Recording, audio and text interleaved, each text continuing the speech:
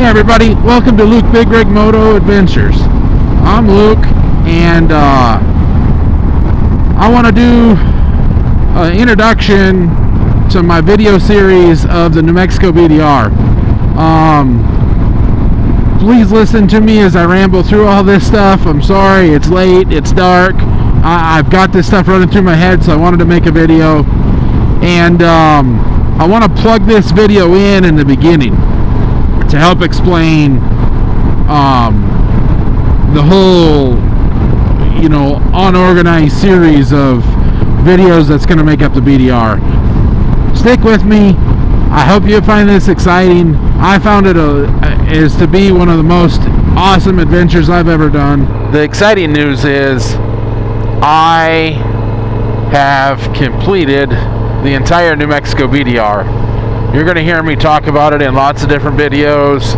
Some of the timelines may or may not really make a lot of sense. So that's why I wanted to give a little overview. So the very first section of the New Mexico BDR video is actually going to have taken place after I rode my Honda XR up there. And I'm on a brand new Kawasaki KLR 650. And it's a fuel injected model. My brother-in-law bought it brand new, and I didn't have the Super Tenere at that time. Basically said, hey, I know you're looking at different bikes, I know you're thinking about buying different stuff. Take my bike, go work on driving it on the BDR out there in New Mexico, and let me know what you think. I said, okay. What else do you say? So I took his bike out here to New Mexico, and I ended up driving it around a little bit, and I did the first section of the New Mexico BDR. I start the New Mexico BDR technically in December. I do the first part of the second section sometime in October or November before that, and then winter, right? So I did some riding, I went a few different places. Well, I went up a road that went from blacktop to dirt, which was awesome, and it was going up in elevation, and it turned into ice and snow. I actually dumped the bike. There's videos on that. I made a short on that. I thought people might get a kick out of it. All stupid. I don't want to get hurt. I don't want to crash my bikes, and I'm not going to go up high in elevation during the wintertime. So tap the brakes, put a bunch of stuff on hold for trying to do the BDR, and a couple months go by. I get this motorcycle. This is a little bit more road oriented, but it is very much capable off-road. I brought out all the way to New Mexico the Honda NC700X, the Yamaha Super Tenere, and my pickup truck, of course. And on my week off, because I work a week on and a week off, my family came out, and we went on a ride, and we went out to go see the Gila cliff dwellings out in the Gila National Forest. I'm gonna try to pick through some of the footage I did for that and make a video, being careful not to really have my wife or kids in a lot of it. And that I shot video kind of for our own private purpose, but I'll try to make a video out of that because there was some really cool stuff.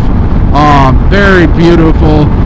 We stayed at a park. I mean, it was very cool. I'm making this video way too long. I'm sorry. So the next week I went to work. My family went home. I got off, and I was like, you know what? I have my motorcycle here. I have my truck here. I have a trailer here.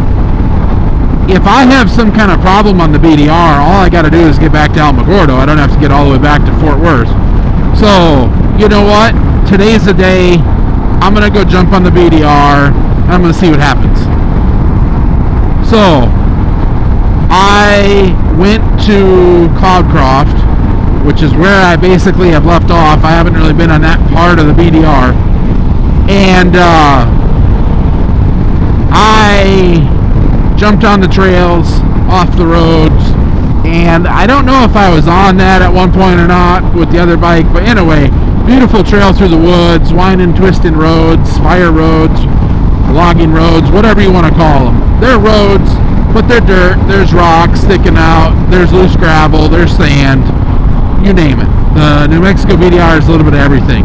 I talk about it a lot in my videos, so I'm trying to not in this one. So I do sections 2, or finish section 2, section 3, and I start section 4 all in that one day, right? Long day. It's dark 30 by the time I decide to stop and camp. And then the next day I continued on. I went all the way through to reserve, which is the end of section 4, and I did the first part of section 5, and at that point got onto the next road, all washboard, and I at that point was just done. I've already been riding a day and a half, 2 days, and I just all of a sudden it's like, you know what, this has been great. I'm done. I'm going to go back to the truck. I'm going to get some sleep, and I'm going to go home. I drove all the way to Arizona, go up the Coronado Trail. I camped overnight up there, and then I started on the rest of Section 5 that day. The point is, I ended up running out the whole rest of the New Mexico BDR. So the point of this video is I have completed the whole New Mexico BDR. When I started it, I didn't know when I would finish it. Now that I finished it, I would like to explain how I did it so it makes a little more sense while you watch the videos. So please check out my playlist for the New Mexico BDR.